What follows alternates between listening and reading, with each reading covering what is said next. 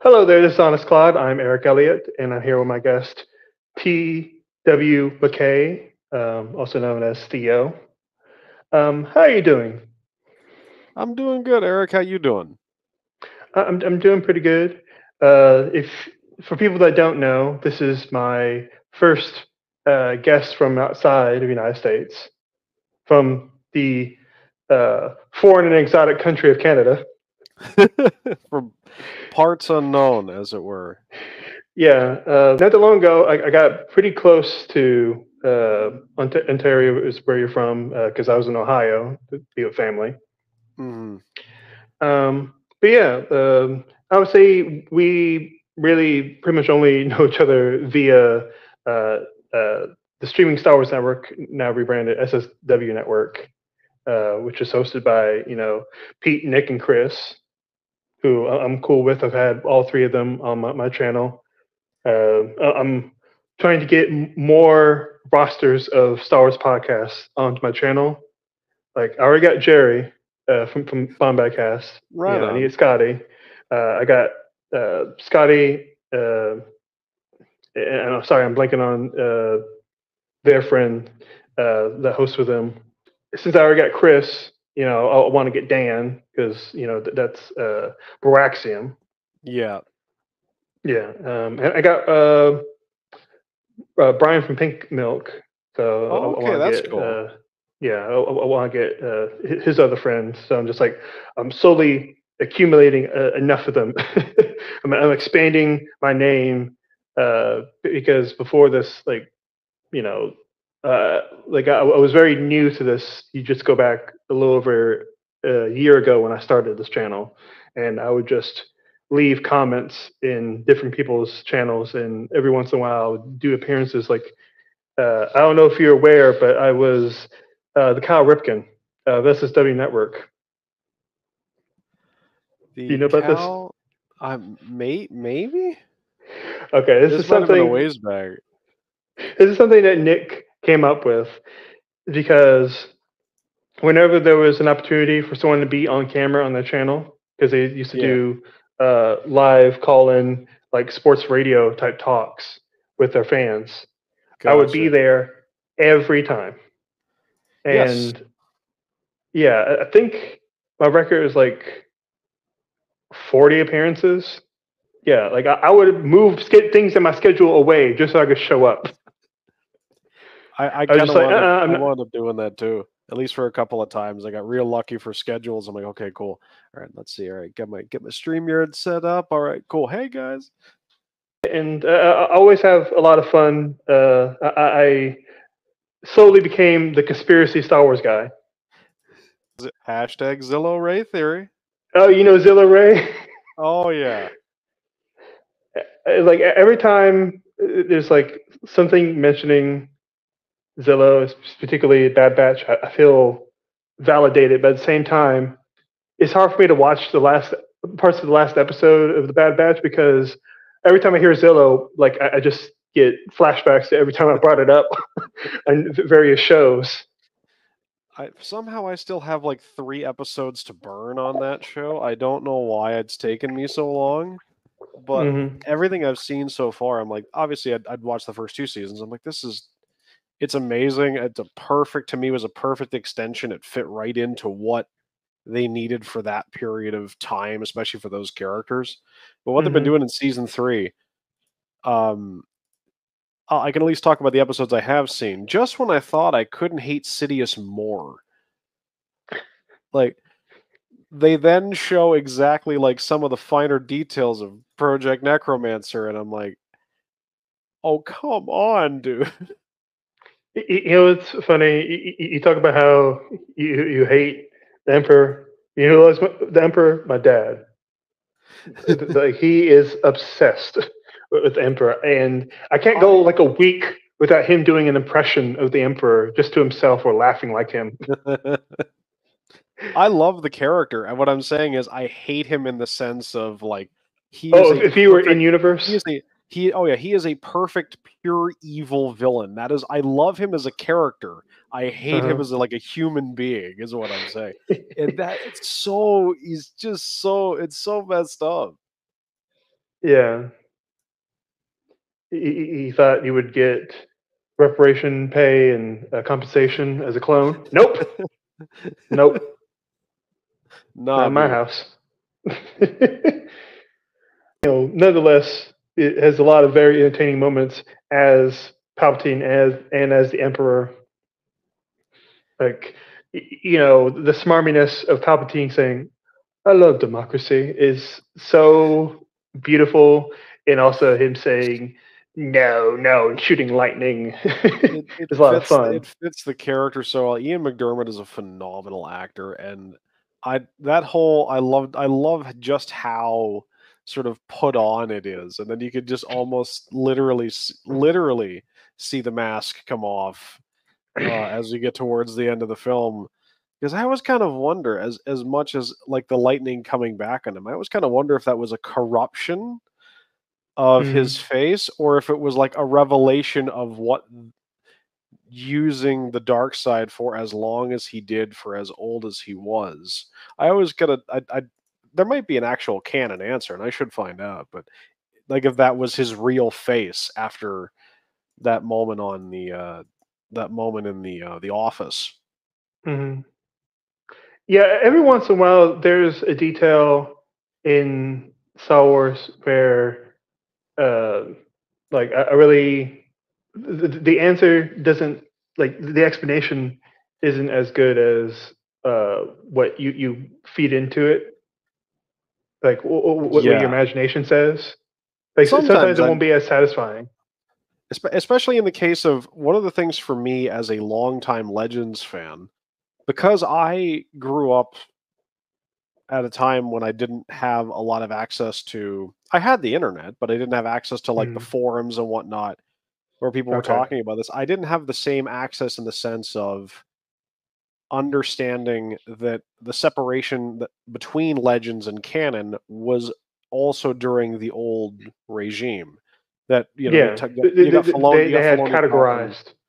yeah, and not Uh, just that, but you had Filoni talking about it being business as usual when they went from when there was the official designation of Star Wars Legends under Disney, that mhm, all that stuff was already considered non-canon anyway.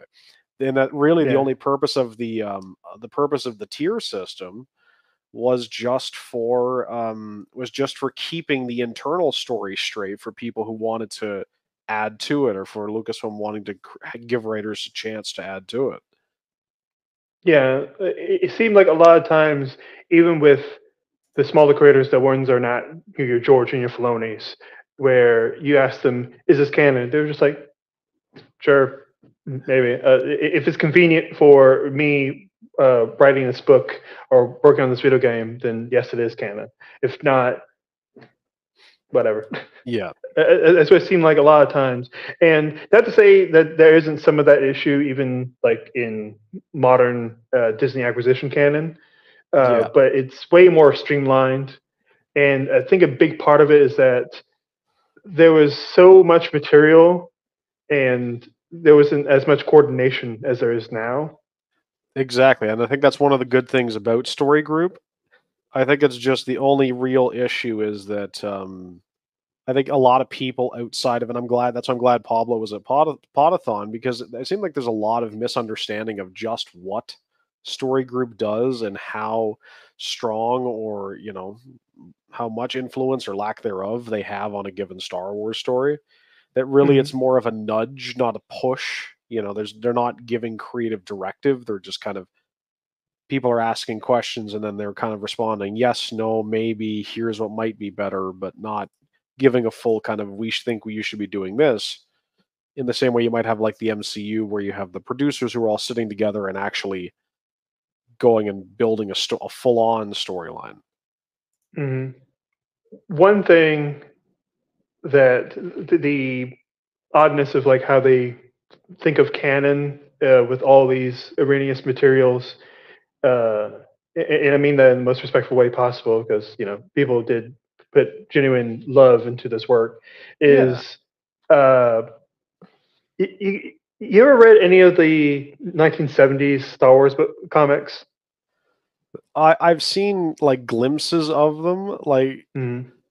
sort of bits and pieces, but not like actually sat down and read them, which is funny. Just you look at the list of the artists and writers on it. For me, as a comic book reader, Mm. it's like, oh my gosh, here's Roy Thomas and here's Howard Yep. Chaykin and here's guys I've people I've been fans of for years for their superhero work and their other work outside of that.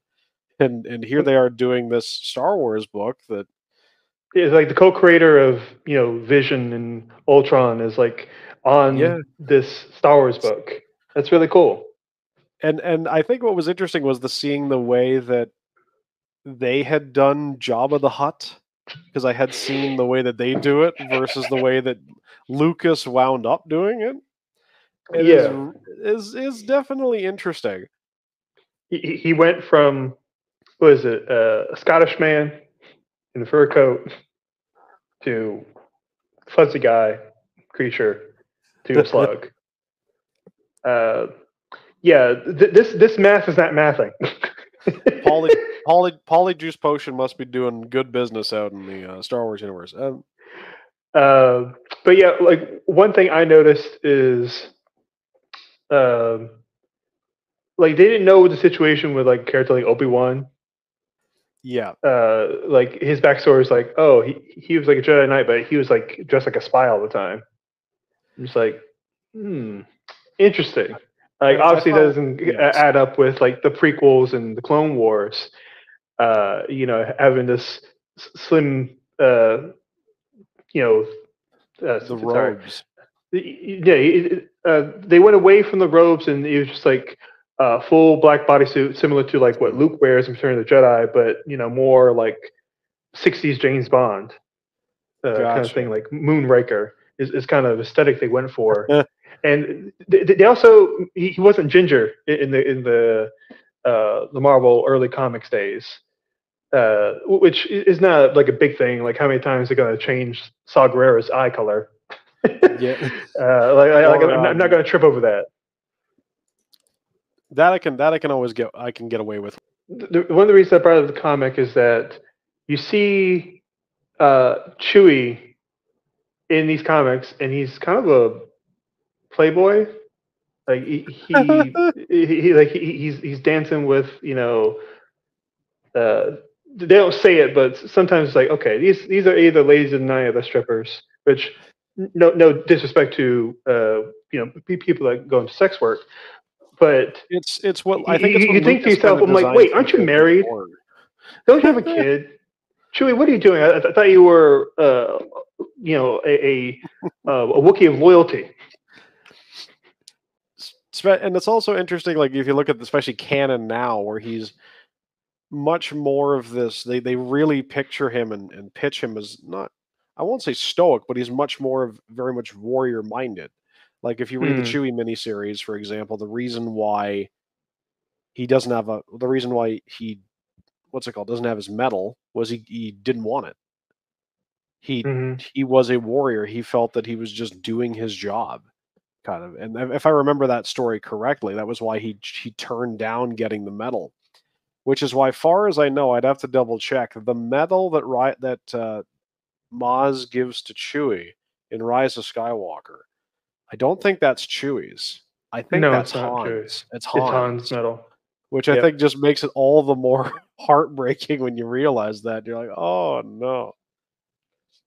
I appreciate it as like if I read it as a book, I'm just like, oh, okay, that was a cute moment. But I feel like in a movie, and after all this time, like it just the concept of kitsch. Yeah, that's the emotion that I get from it. It's like it feels like it's trying too hard. I feel like it's designed for the audience. Like it's designed for the audience who are not consumers of supplemental material, because that is designed for people who are like, why didn't Chewie get his medal? And the implication to the audience is that this is Chewie's medal that he never wound up getting. Mm-hmm. It's just to.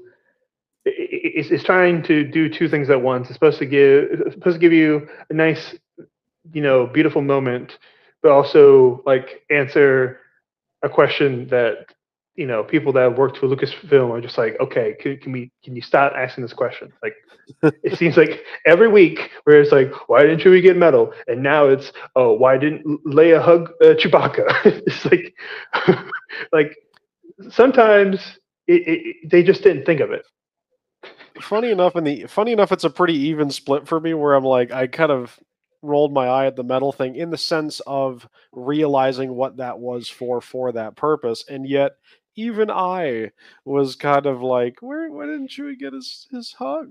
Like I also Mm-hmm. understand, but I also understand narratively why it needed to be Rey because of the fact that this was obviously it was obviously Chewie's friend, but the idea that this is Rey is our perspective character for the film for the most part, and especially at this point. And this is a woman who lost what most likely seemingly wasn't just like a boss. This was going to be a father figure for her in her own eyes. And then Mm-hmm. that was taken away.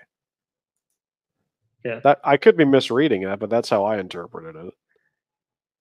Yeah. Well, I think that's more fair in Rise of Skywalker than something like Force Awakens, because my headcanon is that uh, Leia adopted Rey. Which That is interesting. mhm. I was kind of just it was sort of the broader like adopting into the family as opposed to Mhm. literally Leia having been seen as her sort of mother figure in Mhm. that sense that it was at this point in the story it was more just welcoming her into the family. And plus it helps with the case of the novelization with the whole looking out at the two of them and then going back and mentally sort of going take it it's yours talking about the name, right? Yeah, and of course we had to have another Glepshido to say, "What's your last name?" Which I'm like, who Ray does that? I'm like, are Ray you like a tax collector? Why are you asking me for my last name? And I think the only sort of like issue for me on that is I'm thinking how many other Star Wars characters are there that are just that are mononymic, that have just the one name. Like, is that not a common thing? Mm, I mean, literally, this is on Tatooine. This is where we have, obviously at this point in the story, it would have been 50 years ago, but you had one of the more famous pod racers on the planet, Sebulba. Far as I know, is oh, they're gonna say mononymic. Anakin. Well, no, like I'm saying, like mononymic, like where it's just the one name, and I'm like, so Oh yeah, yeah. there are Watto, another one. So there Mm. does seem to exist characters like it. Maybe it's just a common thing for humans, perhaps that humans always tend to have a family name. Do you know how like synonymous most a lot of Star Wars characters are just with first name? Like if you go to like any Star Wars script, it doesn't say uh, Lando Calrissian. It says Lando. It'll And be even it'll be kind in of yeah. Rise of Skywalker, it'll say General Lando. They won't write out General Calrissian a lot of times. So it's just like, what's your name? We'll go by that. Han Solo, I think partly because it's so short. It's just like, Yeah. okay, we do that. Anakin and Luke are main characters, so like we throw out full names frequently. Like, there's a couple characters just like, yeah, sure, first name, who cares? No one's It's asking, the oh, what's Janice for the last name? I'm just like, it's the who cares? Carson Teva response. Like Mm-hmm. after Hu Yang gives him the whole spiel about Jason and Kanan being his father, and he's just like, okay, You know how I think about it? Uh, like, if we're trying to graph how we think about last names of Star Wars, it's like a sharp spike for anyone that's like a main character, and it drops down immediately to secondary, and like it kind of plateaus for mid-range characters, but as soon as you go to the Shadows, it goes way higher. oh right back up. Yeah, yeah. It's just like if you need someone that's very specific, because there's like a couple characters that have the same first name. Yeah, Like like that's when you get into the meat of like, oh, we have both names. Yeah, and I Like think Elon Fleece is definitely way into the Gluck Shido area. That if you just say Elon, you just like, oh, you're talking about Elon Musk. No, I'm talking about Elon Fleece might have to be more specific on that front. I can't. He was the drug dealer No, in no. I'm Attack of the making a Clones. joke. So I was making a joke about the Musk thing. It's like Elon sleaze by Gano, and it's like we still talking about Musk? But You want yeah, some death sticks? I love that character. You don't want to sell me death sticks. I don't want to sell you any death sticks. Mm-hmm.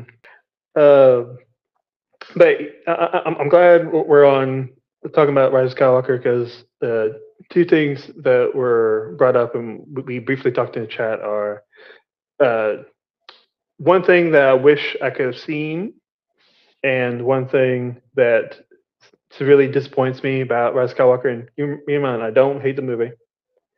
I do have major issues with it. I don't think it's necessarily like quote unquote like bad. I just think it has like quite a few bad things in it. You know what I'm saying?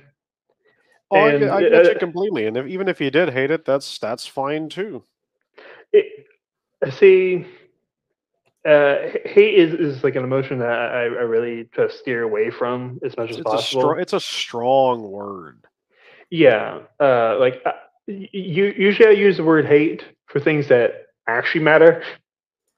Fair. Like talking about like history of like abuse and like slavery. Like obviously that's the thing I can hate. No whole bar. I hate that. You're hating hate in that case, and that's not. And so that's reasonable. Yeah, I think you should try to match your frustration and your anger to something that is worth it. Genocide is something that's worth it. People not be able to have health care. That's something that's worth it because that's genuinely, uh, deeply concerning and it really hurts a lot of people. But oh, Ray takes name Skywalker. Okay, I'm not a huge fan of it, but move on with my life. My exact response was when I saw it in the first screening was, "Oh, okay, neat." Like it wasn't bad. It was just it was an interesting thing, and now Mm-hmm. I'm interested to see what they do with it. Obviously, there was that whole like the speculation of, oh, they're going to get rid of the Jedi and the Skywalkers are going to be this new class of light side wielders and so forth, which clearly they're not doing. I mean, I don't think Lucasfilm called this era the New Jedi Order era just to say we're getting rid of the Jedi at the end of this movie. Mm-hmm. Yeah, they didn't call it the Skywalker era. Yeah, Ray isn't like the problem was like with all these students turning on their masters is that it wasn't a true school institution, and we need to make it like a top down like real school, but take out all of the Catholic Church parallels of the prequel trilogy. well, it was monks, right? And Yeah, yeah. I'd kind of think I think a good way to do it, and I've thought about this if I was writing my own Star Wars stories, and as the pen name implies, I kind of want to at some point, even if Mhm. it's just fan fiction. But like the idea of it being, you know, kind of a boarding school for like if you're an orphan or something, like if you are actually an orphan, but if you have family, you don't have to give them up. You can just it can just be a normal school, a normal education thing that's Mhm. just kind of effectively religious education in a weird way. Yeah, like just take the broad concept of Hogwarts and just put in Star Wars. You exactly. You're bored Ray for a becomes while. Gandalf. You're bored for a while. Dumbledore. You're bored for a while, and then you Oh, go home for that's all holidays, right. I'm and going to get crucified for that. it's all right. It's all right. I got. I've made some goofy mistakes in my life, and I'm trying to think of an example of one. I think it was me calling in a conversation. I think I called uh, Christopher Lee's care. I was obviously talking about Tyrannus, and I called him Saruman when in a context of Mm, us having a Star Wars conversation. And I'm like, no, that's his other character from the other famous fantasy franchise from around the same time. Let's fix that. You know what? Low key, I'll let it pass. Just like that's too entertaining. Um, yeah, one thing that I wish we could have seen. I wish this movie has deleted scenes. Hello, what happened to deleted scenes? There's like none for Rise Oh, of Skywalker. there are so many that I want to see that I know have been filmed. I Webbish Bog. Yep, that one. And there's one scene that's in the novelization that I am almost certain they filmed because of the way that Jonas Swotamo talked about it, Mm, which is there's a scene where Chewie's in his cell, yeah, and Kylo, he's like this, right? yeah, and Kylo not breaks him free, but unlocks his binders, and so he drops to the ground. And then he takes his lightsaber off his hip and throws it at Chewie and goes, "If you want to kill me, kill me." And Hmm. like it's I think it's just such a stark thing, and I like that was one of the reasons why he said it was because Jonas Swarthamo said it was too dark, so that's why they cut it. Hmm. Because if you think about the movie, it is a very outside of the space satanic rituals of Exegol, it is otherwise a pretty light-hearted Star Wars movie for tone, at least far as I'm concerned. So I can Yeah. understand why they might want to get rid of it, or at least cut it from the main film. Mm. And even with the scenes in Mexico, it's not really super dark per se. It's more like, oh, isn't this spooky? Yes, exactly. It's got kind of like a pseudo horror vibe. Yeah, like you know, I feel like for most people, like after like if you're not like really young, like it's probably not gonna like scare you that much. No, You it's like might Boris think, Karloff's Mummy. yeah, like probably the scariest thing is just Palpatine's like crumble fingers. Yeah, the zombie phase at the beginning. Yeah, that's the scariest part, I would say. Uh, like if they wanted to, like I think they could have gone way more, but they're just like uh, one thing you can definitely say, and I think I agree in many cases with that, is that Rise Skywalker is very safe. That is That's a not very necessarily true means, statement. yeah, that necessarily means that it's bad or good, but it's not really taking risks. It's just like N- let's No, please the audience. I think if they were the two big risks that I would have taken, as much as it probably would have ticked off some people, but I think for the sake of what the story needed to be, it might have been better. Would have been, as much as I love these characters, I have to stress that the death of Chewie, like if they actually didn't Yep. fake out the death, if he actually died, Hmm. and if either not until the final moments of the film or straight up not at all, like 100% erased C3PO's memory. I'm glad you brought that up because I was about to mention that. Uh, I think both of those things make the movie better.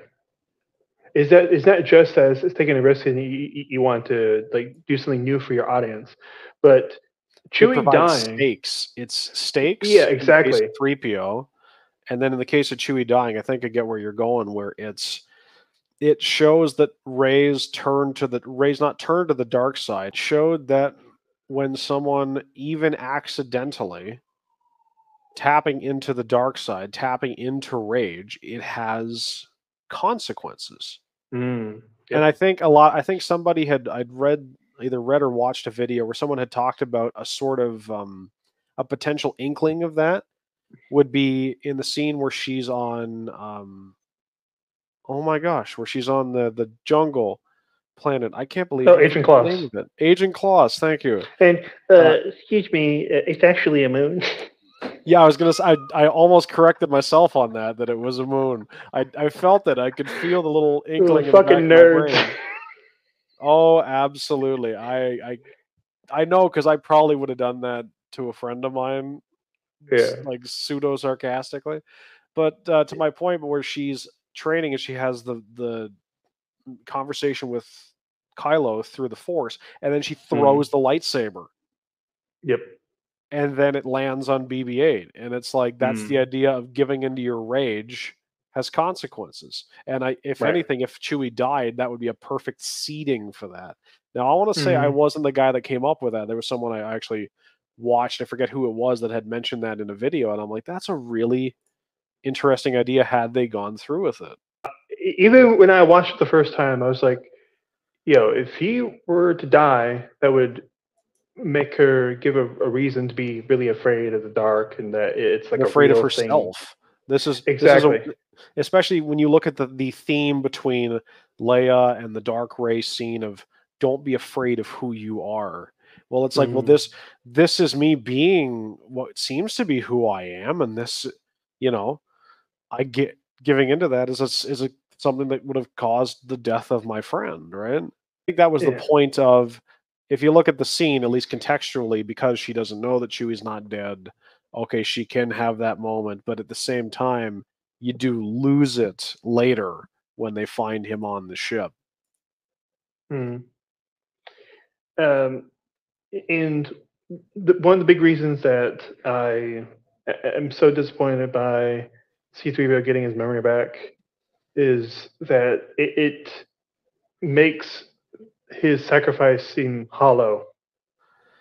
Especially when you have the moment of hang on, there might be another way, and it's like that was more played for laughs than it was for Mm. drama. I think that could be a personal interpretation. It could have been something else that the Terrio and Abrams wanted to get across, but that's just how it came across to me. And then Yeah. later on, where who was it? Yeah. R2 just kind of pops in an old ISO file or something, and as it were, and just boom, he's got his memories back. Hey, you're not going to believe what we were doing.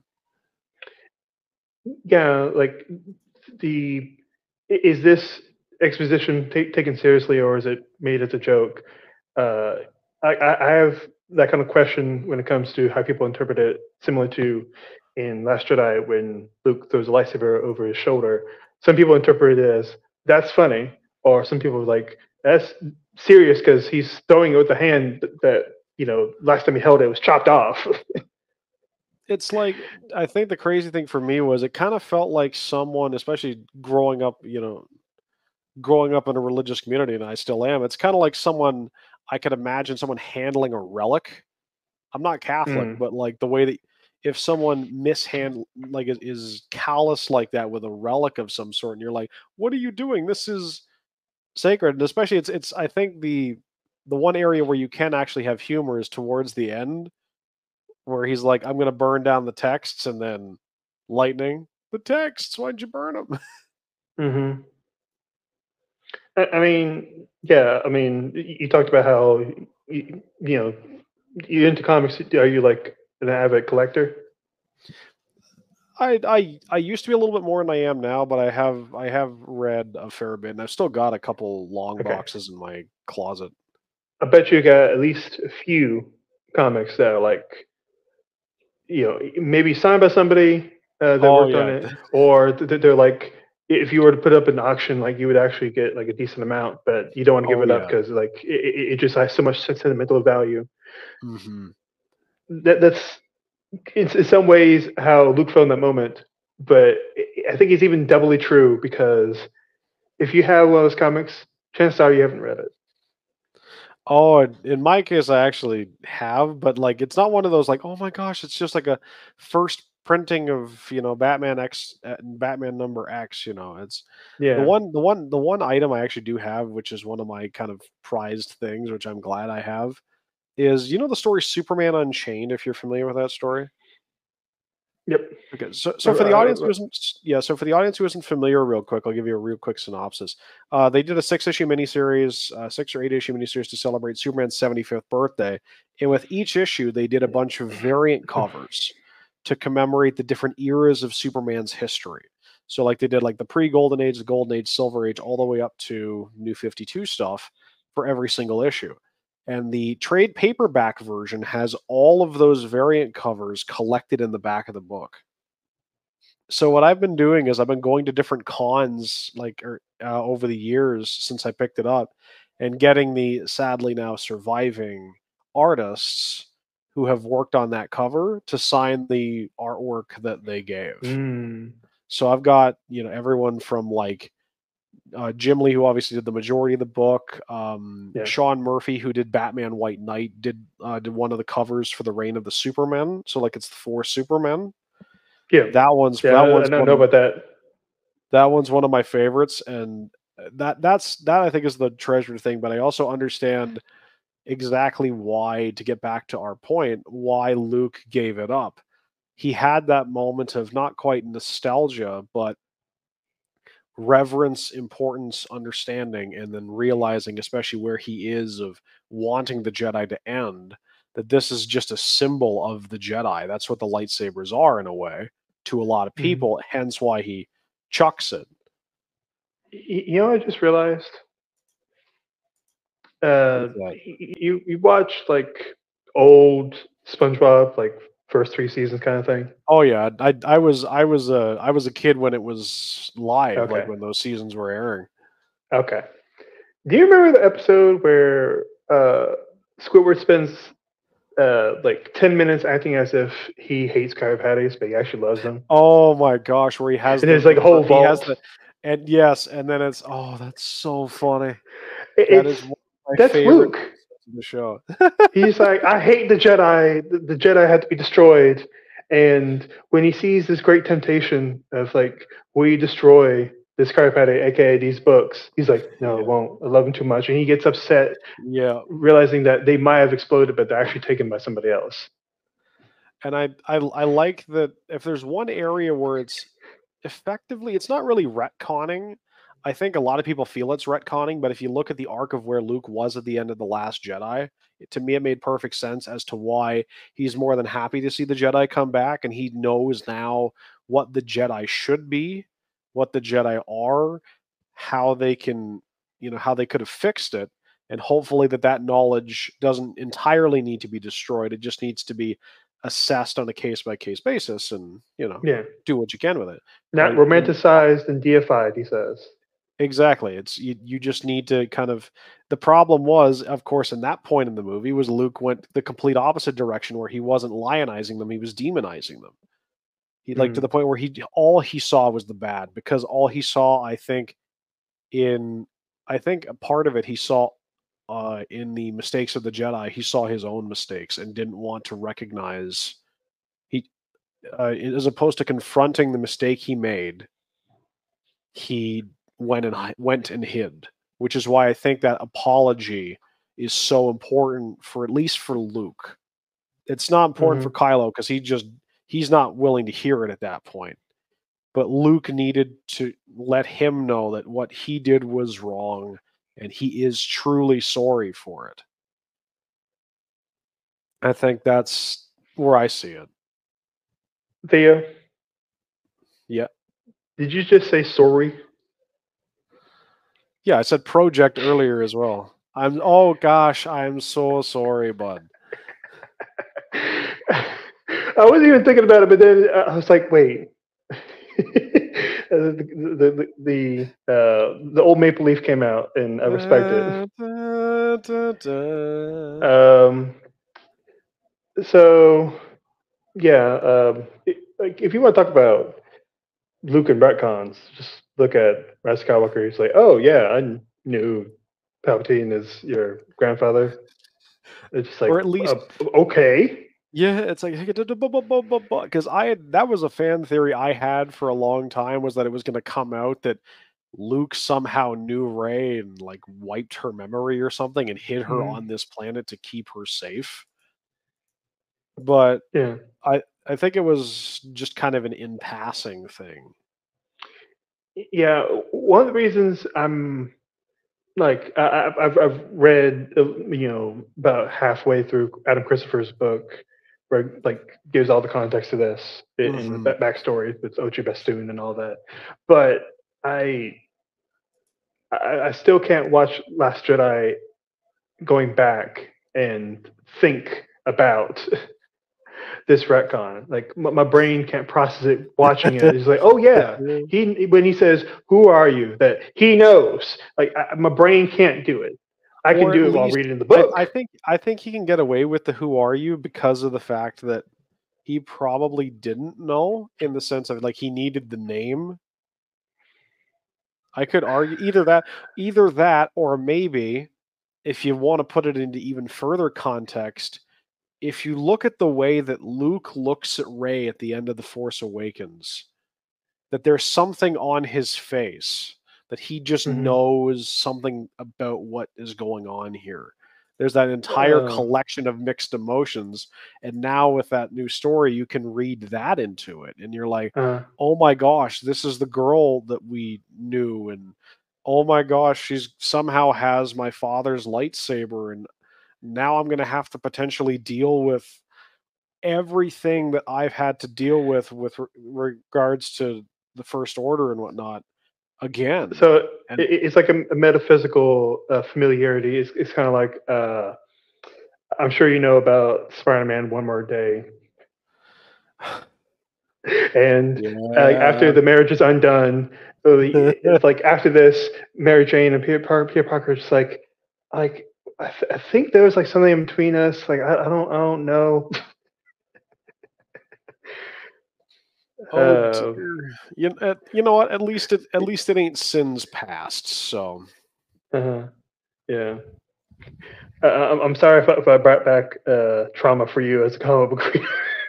I will admit, thankfully, I was not a comic reader at the time that it happened. I Uh, was made aware of the story later. Likewise with Sins mhm. Past, where I'm just like, I have that distance to look at them and go, why? Now, for anyone that's watching in the future and they don't know what the hell we're talking about, Oh uh, yeah, go ahead. basically in this comic, the editor took over the writer's job because he wanted to undo the marriage of Peter Parker and Mary Jane because it didn't make him seem hip and young enough. So he makes a deal with a character that's basically Satan to undo his marriage so he can save his aunt from a gunshot wound. Yes. And Yeah, that's the basically it. character in question, for those who might be familiar, is a character called Mephisto, who is associated with the Ghost Rider mythology. And Yeah. if you guys have followed, if just for a bit of context, if you guys have followed the WandaVision discourse Mm, online, this is the character that we were talking about. That people were like, "Will he show up in this episode or that episode?" That's the character that Spidey makes the deal with. And then yeah. Sins Past and then since past real quick is the editors wanted to give Gwen Stacy a secret, and it turned out that secret was that while she was over on some sort of exchange trip in Europe assisting Norman Osborn, her and Green Osborn Goblin, had for an people that affair. know. Yep. Yeah. Oh god. It's They, just they smash. She got pregnant, and and later then they had to retcon there'll it again, be, and oh dear god. and then there'll be half goblin mixed babies that grow super fast and become villains. people Uh, thought people thought Star Wars was convoluted. yeah. Like one thing I can say with all of the issues I have with canon switches, whether it be Legends or modern canon or it's comic books, video games, is that it never gets as bad as some of these comic book titles from the big two. No. It Oh doesn't no. become as convoluted as that. I'm stealing one of you know Star Wars explains questions. I'm sure you've heard of them. Yes. And He asks, who "What's one Star Wars character that you think you are like the biggest fan of? Maybe in your country, in your state, or I guess what Canada's have provinces." provinces, yeah. Yeah. So what's I that character? You're just like I may be the biggest fan. For me, I think it's a Legends character who's been winked and nudged at in canon. Hmm. I don't think he's super glup shitoey, but at the same time, he is also very kind of C-list, especially within the grand scheme. I think for me, that character would probably be Corran Horn. Okay, I do know a little bit about Cornhorn, and the main reason is because of Star Wars Explained, because he did like a whole video about him, because Yeah. uh, he I would say he appears like as a child Yes, in because I think Kenobi. his I think he was credited, like, they credited the kid as Corrin. For those unfamiliar, Corn Corran was a Jedi, in Legends. Very famously, he was and a the rebel. yeah, and a rebel, and he was part of the first, was it he had a novel called I, Jedi, and, um, his whole history, his father, of course, survived Order 66 and went into hiding, and that's how, he changed his name, and you actually have his father's original name, I believe it is, written in Aurebesh on the wall in the path Mm, in Obi-Wan, yeah. which I thought was a really cool thing. And I'm like, oh my gosh, Corridor, it's canon. Yeah. It was such Hmm. a neat thing that Yeah. it was so niche, but I like the character. He was part of Luke's first group of students in Legends, if I recall Right. correctly. And then what's Hmm. interesting about I, Jedi, the novel that he's the protagonist of, it predates Heir to the Jedi as the first Star Wars novel, Legends or canon, that is written from a Mm. first person POV. Yeah, well, what I mean by I, Jedi being in first person, I'm talking about Heir to the Jedi, the novel, the Kevin Hearn novel from the canon stories, the Hmm. ones that are like the newer novel. I, Jedi was the first one that was written in a first person perspective, like where it's saying, as opposed to Corrin did this, I did this. So you're in Corrin's head. So like, Yeah. I thought that was a really, it's one of those just interesting fun facts I think you can attach to his character. And Hmm. that would probably be my sort of B list, C list character that I'm the most attached to. And I think I'd probably be up there in fans. Now I have an odd one. Hmm. Um, I am a big fan of Rue Tarples. Rue Tarples, Yeah, from oh my gosh. the Gungan general. Uh, Yes. by the way, I got my buff Jar Jar here. Buff Jar Jar. Yeah, look, Yes. look, my boy. Look how swole the arms are. That is jacked Jar Jar. Uh, that's good alliteration. But yeah, he's the one that says, Yes. Yusuf and Big Doodoo now. Yeah. He zaps Jar Jar. He says "ouchie time" during the Battle of Naboo, and like if you just absorb the one movie, like you probably forget who the hell he was. Like Exactly. unless you're like a dedicated fan. Um, one, I think he has a fun name, just like Hornhorn. Ruse Tarples. Yeah. Weird vowel movement there. Um, and I started, if you don't know, I'm also a Star Wars fan fiction writer. Right I'm on. working on my own script version of Episode 9, how I would have written it. And I keep in mind, uh, like I'm still working with, if, Carrie Fisher is still not with us. Like I'm If keeping myself the same parameters and limitations of J.J. Abrams and company. gotcha. Uh, because of course you can lay into whatever you want when it's just on paper. But I was like, you know what, I'm gonna stay with the same task. And I'm also working on a Jar Jar fan novel where it goes through his Really entire life. Yes. uh, interesting. I incorporate some ideas from Legends and even a few ideas from what is it? Damn it, Star Wars Infinities. Like a few Yeah. ideas here and there from that, because in that continuity they gave him like a son, but that's not like canon. Not even Legends canon camp. Gotcha. But I try to incorporate as much as I can. Uh, I make Jar Jar a very tragic character, because Well, I mean, when you wind up a court jester in canon, like at one point, yeah. effectively that's pretty tragic in and of itself. like Jar Jar is silly not because he himself is silly, it's because he's a fuck up. Yeah. Like he just keeps tripping over himself. Uh, half of the characters don't know what the fuck he's saying, and like I just started realizing, like I don't, I never mean to trivialize this. It's like he has like it's like he has a disability, and it's hard for him to Hmm. communicate sometimes and relate to certain characters, and he's always treated as he's the problem sometimes when he doesn't mean anything that he does sometimes. It's like It, I'm trying to think of another analog, but I know exactly what you mean. in this Star Wars fan novel, like I make Rutarple's kind of a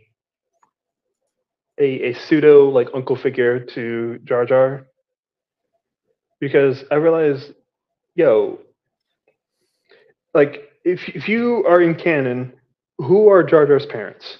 Because was it Yeah. in like uh, not legends kind of mix? There's like, oh, is it George Binks who like tries to shoot himself? Like what? Like that's all we have? Yeah. And it's like I can do something with this. I can explore things about this character that maybe you don't think about. Uh, I can attack more of like the fighting back of colonial history of the Gungans, like go into Gungan culture. I even write a section about how Gungan mating practices go. Because, hey, did you ever think about that? I have, because I'm writing this fucking book and now I'm going crazy. But I get what you mean, especially wanting to put depth into characters, right? That didn't Yeah, otherwise have it in context because you just don't have in a movie you only have so much time, right? yeah, And especially if with a character like Jar Jar in his position in that film, you want to tell more stories. It's just you just don't have time. It's kind of like it's like the Rosencrantz and Guildenstern are dead of Star Wars. Seems to be what you're doing with Jar Jar. but yeah. Like I decided to make Ruth Tarples like not only the uncle figure, but someone that gives him the reality he needs. Yeah, Because I'm like Jar Jar just becomes like, oh boom, he's general right now. Like it just seems like so like just dropped in the lap of the audience. It's like, oh wait, isn't he the bumbling fool? It's like I feel like yeah, we need more context for that. So I'm like, uh, so I make Rutarple's dad. I have Rutarple's basically be his Uncle Ben that like okay, watches him from afar because his parents are not in his life, because he's seemingly an orphan like throughout his teens and his adult life, and they really don't say anything about that. He's just like, I don't know, like in like the script he's trying to like eat like a snail thing, okay, yeah. like a little I'm clam, like but that's like a cut scene, and oh, he I just like know. ends up being saved by Qui-Gon, and he's just like, Yeah. moi moi, like you're my savior now. I'm just like, okay. I'm one idea I had, which I'm kind of floating, is I'm looking at a story that would probably take place about maybe 15 to 20-ish years after like what episode nine's go like not what episode 9, but like the new Jedi Order movie is gonna do. Some Okay, sort of a all little right. bit of a jump there. Because for me, the one thing that I wanted to do, and this movie's also doing it too, is you don't outside if you think about it, outside of the Phantom Menace and what, two-thirds of Attack of the Clones, because obviously it helps the movie, the franchise's Star Wars, but you don't get a lot of stories in what is effectively quote unquote peacetime in the sense of Mm, something like Bad Batch or Phantom Menace, and wanting to see how would the galaxy sort of kind of respond to what happened. And one of the ideas I had was that the Republic itself fractures, and so you don't just have the Republic, which is every civilized system outside of the Outer Rim. It's you've got little factions here and there, and that aren't yeah. necessarily warring. But how do you deal with trade, and how do you deal with peacekeeping and things like that? And my protagonist is Mm, part of what effectively would be the Republic version of like the UN peacekeepers. Okay, or like NATO.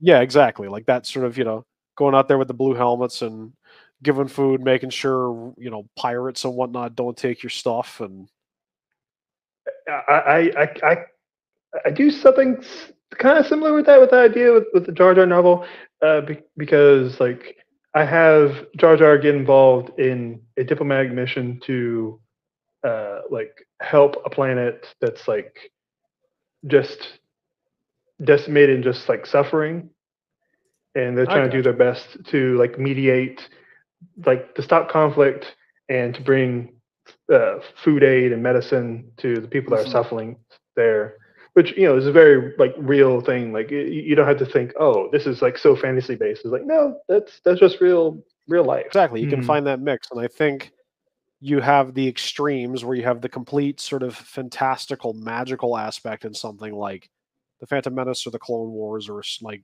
Ahsoka, I think is on Yeah, one War side of Between that. Worlds is very And fantasy. then on the opposite side of that, you've got Andor. Yep. And they're different strokes for different folks, but they also do different things.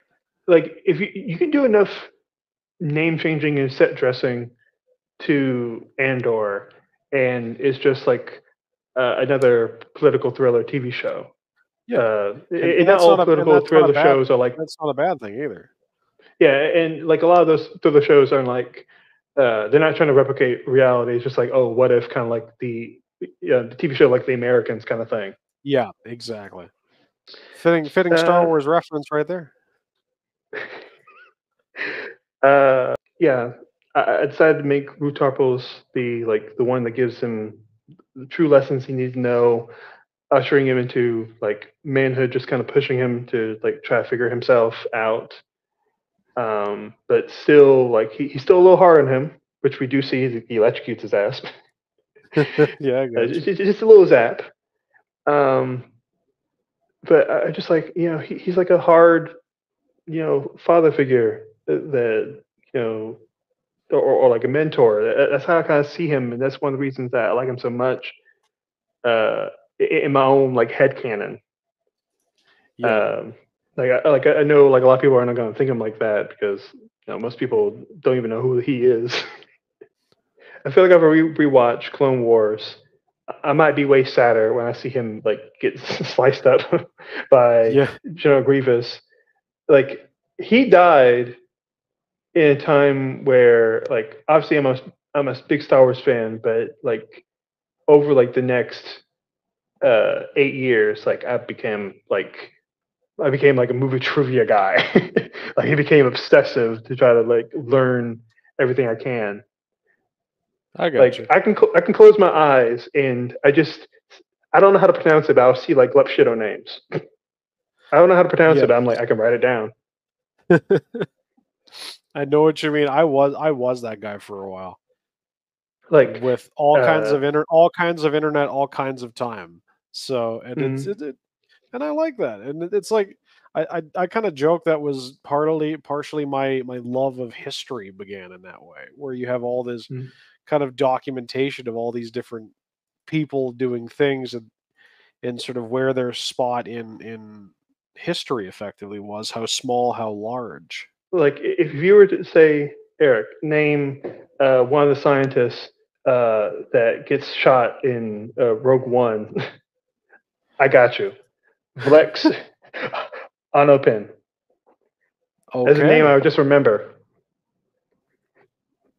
He's just like basically a balding extra. They just like put on the suit.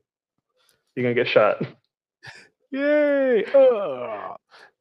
Now, obviously, my main thing here is Zilla Ray, and we Yeah. we we, we touched on that. Do you know about Mutt Snoke? Mutt Snoke? Yeah. No, I'm intrigued now. This is a conspiracy that I don't believe. It just popped in my head. I'm like, that's too funny not to talk about.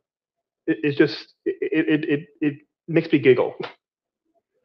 So you've seen Indiana Jones, the past two movies, Kingdom of Crystal Skull, Yeah. and I'm sure you've seen was it Dial of Destiny, right? Oh my gosh! Now I know where the mutt comes from. Okay. Okay, so Mutt Williams, who is Shia LaBeouf's character, Yeah. we're discarding him as a person. We're just talking about the character. Yeah. I got you. He is Indiana Jones' son, biological Yes. son. And the conspiracy I had is so they leave Akator, they leave Peru, they go back to America. There's a wedding, and then wait, hold up. Nobody's gonna go back to aliens appearing, and they have a giant saucer, and there's a bunch of relics everywhere. No one's gonna go back to this. It's just like, oh, that was an adventure. What character from that movie seems like the one that would want to go back? To me, it's Mutt. I guess Mutt. Yeah, because well, he's kind of wants to be like his dad. And not only that, he's green around the gills. Yeah. So he's just like, oh, isn't this cool? I'm gonna go there. Like as soon as he already has a taste of his daddy's life, Yes. just a little bit. Like, and when you're that young and you're that ambitious, it's like all you need to do is get in contact with someone with a plane. He's there. I'm just intrigued on how we get from Mutt to Snoke. Don't worry, I got you. I got you. This is fascinating. So he goes to Akator. Maybe he gets a chunk of like alien painting. Either he goes to America or he's in Vietnam, like military service, and he gets abducted because they're like, "What are you doing taking our items?" So the mothership comes down. He gets scooped up. He gets taken to another dimension, and they start torturing him, alien probing. They start doing experiments on him. He loses his hair. Start going all fire in the sky on. And he starts looking like them. That's why they're all gray and lanky.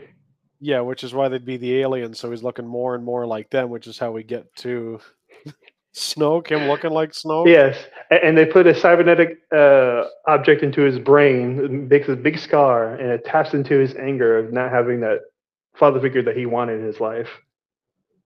So when he becomes a template for more pickled Snokes, and he presents himself in front of Ben, who become Kylo, he lives vicariously through Kylo. It's like, your dad looks just like my dad. I want him to be dead.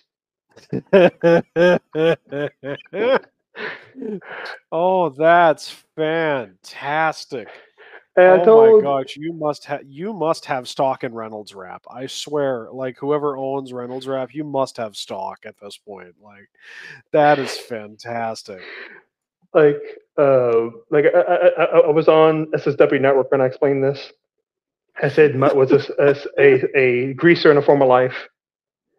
All this stemmed from an idea is because when I was on another episode of their show, yeah, I was talking about how much I love Last Jedi, and I was talking about like all of the arguments against Last Jedi that I don't think are good. Mm-hmm. And one of them is that I don't think we need to see Snoke's backstory. And I said we don't need to see when he was a greaser. And just that one joke carried on from me rewatching the Indiana Jones movies leading up to Dial of Destiny. I'm like, wait, Mutt, Snoke, grease in a former life. That's fantastic.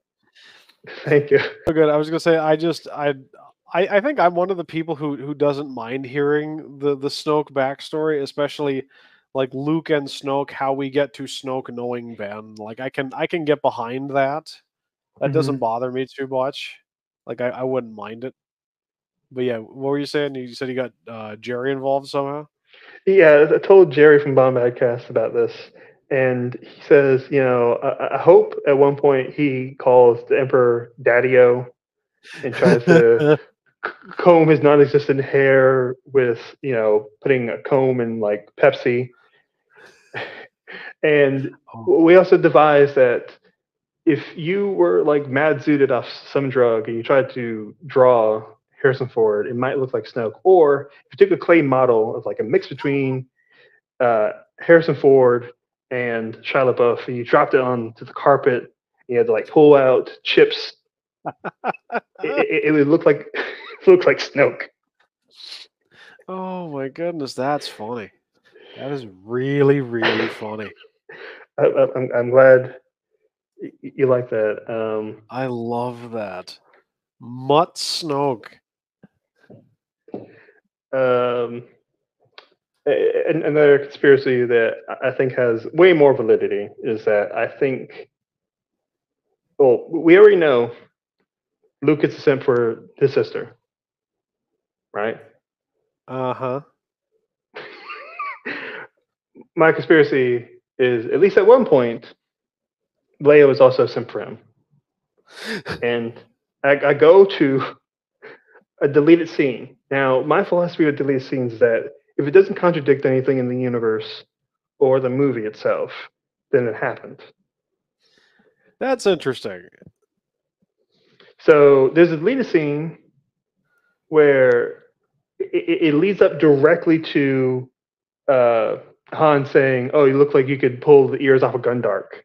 Yeah. In the medical bay, and we see how Leia talks about how I was worried about you, and he says, "Oh, you were worried," and they get closer and closer. It's just like a near kiss, but they get cock blocked by C-3PO and R2D2. And you see Leia, and she looks disappointed that she didn't get that kiss. So, oh my gosh! But the also, I think rationale.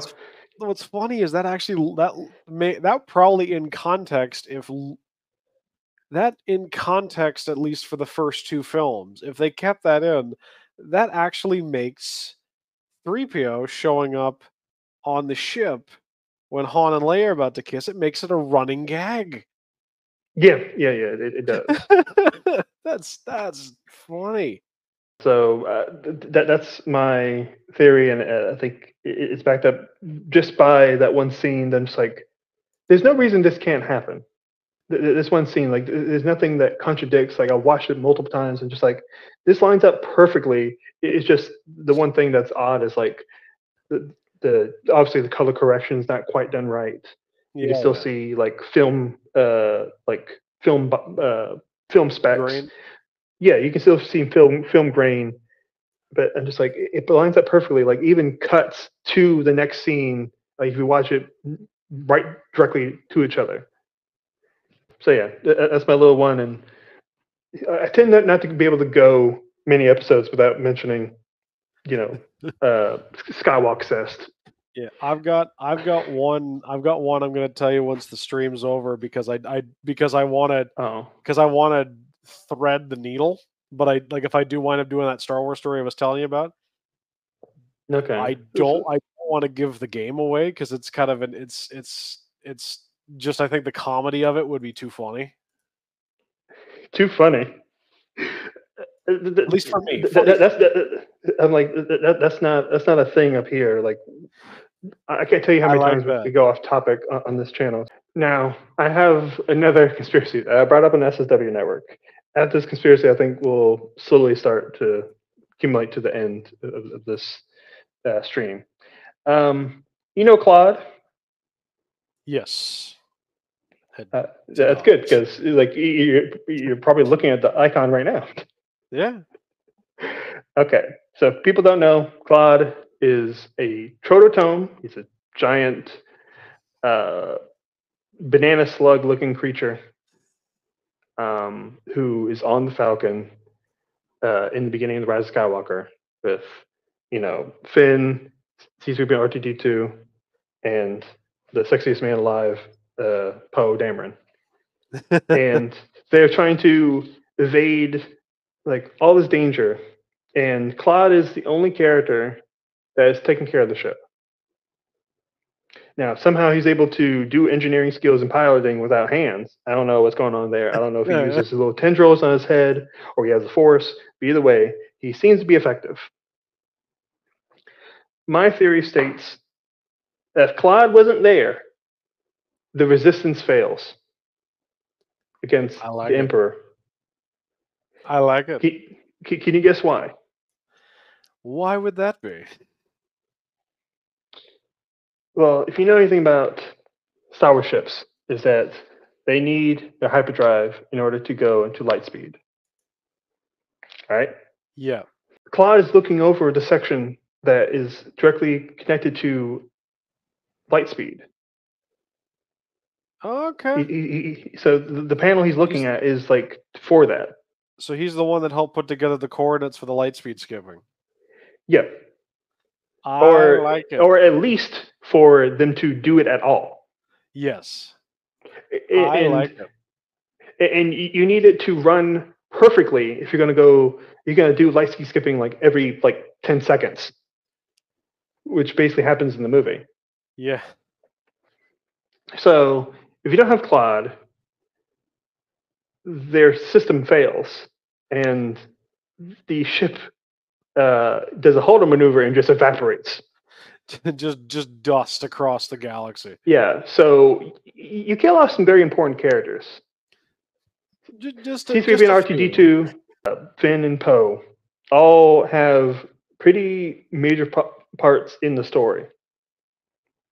Because if you don't have Finn, it's harder to rally more people to fight against, particularly with Jaina and some of her. Without Finn, you don't have the former stormtroopers. Without Poe, you don't have the second call to go out to the galaxy, right? Not only that, but you don't have Zori Bliss. They can't translate the dagger without him because he's the only one that has a connection to that. The dagger, and there's no way to get. Wow! Oh my gosh!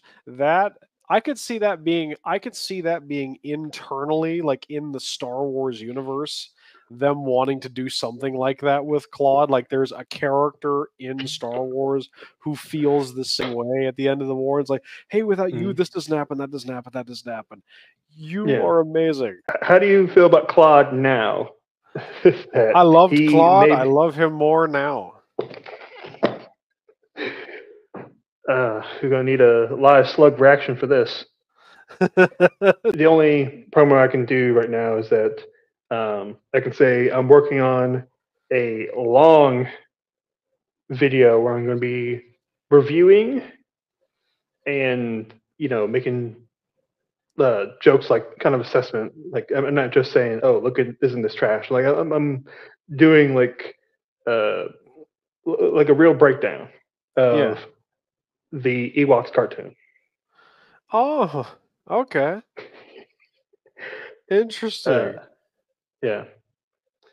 So, speaking of, Ewoks cartoon as Legends material, don't worry, I got more Legends material for you.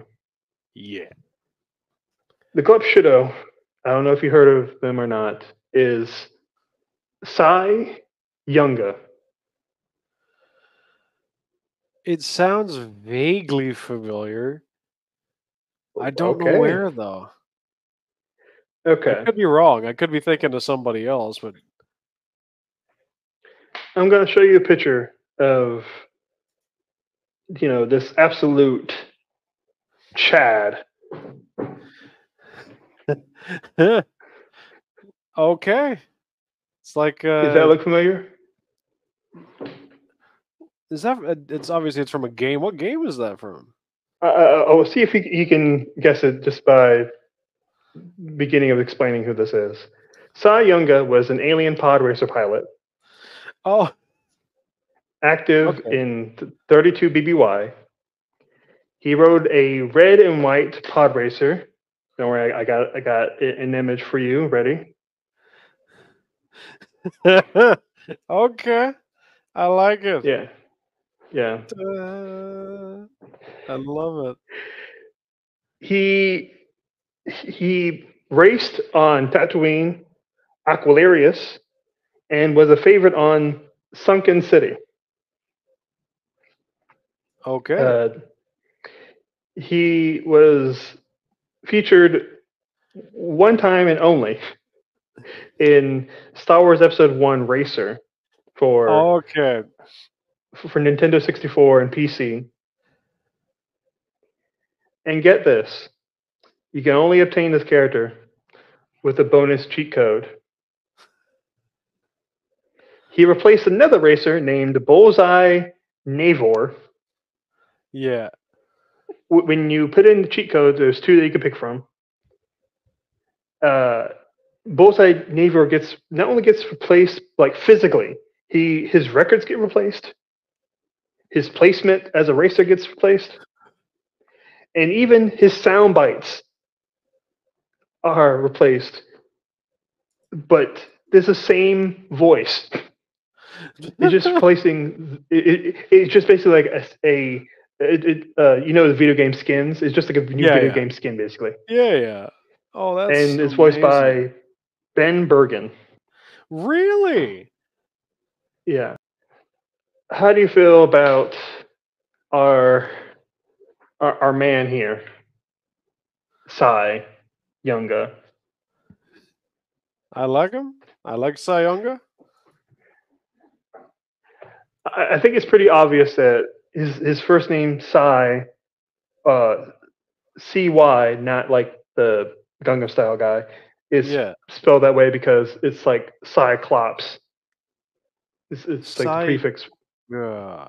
I would love if that was a reference to Cy Young. That would be hilarious. His name might as well be Cyclops Younga. Yeah. But it's just Cy. I guess they don't want to make it too on the nose for the audience. I gotcha. What do you think? Do you think this character exists? Possibly you just haven't seen them, heard them yet in canon. What do you think they're up to? What they may have done in Legends? Like, what's your headcanon for Cy Younga? Especially considering the way that you said he was a cheat code, basically skin for another character. My question was, or my thought would be, maybe he was originally supposed to participate in that race at Boon to Eve or something, but had to pull out due to like damage to his racer, or like he had to go, pay off some money to go get it fixed or something like that. Like I could see them doing something where it's like, okay, well, what race did he wind up participating in afterwards, or what was he doing in the meantime? But it turns out it's like some sort of wild bounty hunter mission or something like that he's trying to hide from a bounty hunter because he didn't pay back the money he owes, so he's got to use the pod racer to escape or something like that. Well, I can say that Bullseye Navior wouldn't be in like the Boon to Eve that people think of, like not the episode 1, because he was not there. I know there's a lot of glut shitos to fucking keep a track of. I got this Phantom Menace book to show off the characters, but unfortunately, Navor's not there. Oh, but yeah, that, you know what? I love that because when I was a kid, I actually had an OT cross sections book. I rented it from my local library. It was either my local library or a school library. I rented it so much that eventually we wound up actually being able to buy the book from the library. Turn the library into a bookstore with the Star Wars fandom. It was basically just exactly. It was basically like, okay, you know what? I think it was just kind of no one else was checking it out, like outside of me, even for the times that we like put it back. So we wound up just like, you know what? You take it. No one else is picking this up. Yeah. It's one of those things. I will never forget the one page in that cross section was, I remember studying it so clearly. It wasn't a ship. It was what was the inside of what in canon, or in Legends rather, was the inside of the lightsaber. Particularly they used Luke Skywalker's Return of the Jedi lightsaber. Yeah. So that was, oh man, just seeing the book that you had there just made me so nostalgic, man. Before this one, which I got pretty recently, I did have like one of the older OT cross section books when I was a little kid. Now, like I do have like one library book that I just kept, checking out all the time, and I was the only one that did it. It was like a cookbook for like Indian dishes. and me and my dad would just keep making the one dish we found in there because we just liked it so much. Which At a one? certain point, I don't know what. The dish. It was like Yeah. chickpea curry. We just became like Oh, obsessed with chickpea curry, and we just like would eat it like every week. can't go And then wrong. eventually, Can't go wrong with chana masala, man. You can't go wrong. my dad was like, "Why don't we just take a picture of it with our phones?" Yeah. It's one of those. Because we just go back to It's the one of same those obvious. pages. I know. It's just one of those obvious things where you're like, you don't. It doesn't click until you're like, why didn't I Uh, think of this? Duh. yeah.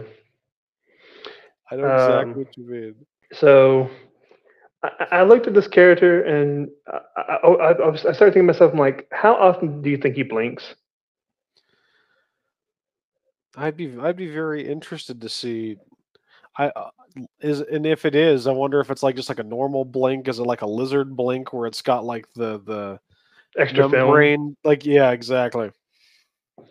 I mean, I think a film would be very beneficial for an eye that size Especially if because it's a character you're who is doing a on a lot of desert work. planet for a while. Yeah, imagine you're doing a lot of work to cover it because it's very, it's not just as big, but it's bulbous. So there's a lot of surface area just for your eyelids to try to cover that. I got you. I know exactly what you Um, mean.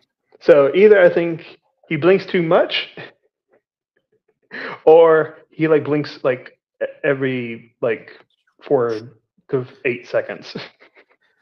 It's just I wonder if if he has to blink twice as much as the average person, or if it's half as much.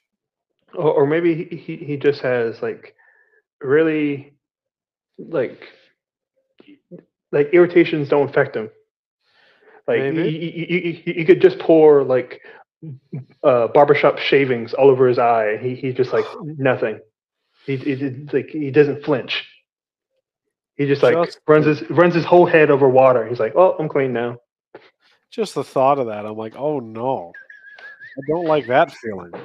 It's like I trim just trimming my beard because I have a beard. I trim my beard, and it's just you're finding them everywhere for Uh-huh. days, and you're like, you wash your face, doesn't matter, you'll still find it somewhere. It's like you turn on your pillow, you lift up your head. What the no? Hmm. It's like, God damn it, this is not even a full hair. This is a split hair. Oh, and the worst part's when they're like, because especially some of the hairs on them are so short. It's like I'll go to pick one out, like to clear it out of my beard, and Hmm. because of the way my skin is, it's like it gets stuck between like the grooves in the fingerprint. So I gotta like go fetch it. If I'm not careful, I gotta go grab a pair of tweezers and pluck the thing out, or I'm like, oh, it's gonna get stuck in there. So we went from a heavy discussion on the values of the narrative of the Rise of Skywalker, things we do Yeah, differently, yeah, C-list characters, glup shitos, beard hair. yeah. Uh, this is not uncommon for a show like this. I love it. At least for That's all right. mine. Oh yeah, I've been part of 2, 3, 4, 5 hour streams where we'll just go, and by the end, especially by the end, you're just so delirious. You're just laughing at everything, talking about everything. I saw this character, and you know, he kind of has like a very odd kind of creepy factor. You know what I mean? Tales of the Crypt. Very like he feels like he feels like he could fit into Psychonauts, like the original game, I can see that. I can see that. and I don't know if you noticed, but he's scowling. I don't Yeah. know if Oh he's just yeah. mean No, mugging for the picture, I caught it. It's or like he's just like that. We don't know what his personality really is at all. Like he just seems to be a racer, like but I don't know why. But I look at his character and it's like, you know what? I don't know what it is, but I just think he is a horn dog. He just looks mad, horny. He is the 69 god. He does any position possible, he's down for whoever thinks he's attractive enough to bed. I don't know why I get that vibe. I guess when you got eyes for everybody, or eye for everybody, I guess it's, Mm. Were you staring at me Hey, across the thing? What? No, yeah. And if my barbershop theory, not Ice Cube, is correct, if my theory is correct, and like, well, he doesn't have to worry about like any bodily fluids or injury, just like whatever. Now I don't know why, but I'm just like imagining like Cedric the Entertainer's barbershop character as the voice for him. I don't know why, but I think it's just when I think of barbershop, that's the first thing that comes up. You've heard it here, folks. What we're missing in Star Wars is Cedric the Entertainer voicing a pod racer character. Gleb Shido. Oh I'm my so down gosh. for it. I would have him as any character in Star Wars, to be perfectly honest with you. So as someone who grew up watching the Proud Family, just have him do the Uncle Bobby voice, and I'm down. Is that your character? Is that your actor? You're just like, that's the one I need to be in Star Wars. At least no, that's just it. Just fits the joke well. But I'm trying to think if there's one actor who I really wanted to see in Star Wars. I think it'd be fun. Plus, it helps with one of the story I was telling you I was about writing. Is they have an admiral who is a former pilot who would have Okay. fought, who would have been an older pilot who would have possibly fought during the First Order Resistance War, but also fought during Endor. And to me, there is one man I have basically written this character around as far as like brainstorming who he would be. Tom Cruise. Okay. Like where it's basically almost like Maverick in Star Wars. And especially with like Rogue Squadron coming out, I'm like, come on, guys. We have the opportunity for Star Wars Top Gun right there, guys. Now's our chance. Yeah. Yeah. Like, have you like, come on, Star Wars? What happened to that Patty Jenkins movie? Come on now. She put on that helmet and then she was gone. Yeah. There's an actor I would like to see in Star Wars, and I have a role in mind for him. So I don't think I need to ask, but you know who Jeff Goldblum is. Yes. Yeah, Jeff Goldblum is many of film fans' life, whether that be Jurassic Park franchise, The Fly, even more recently, he's in Marvel. Yeah. Big career over, what is it, like 40 years, some shit like that.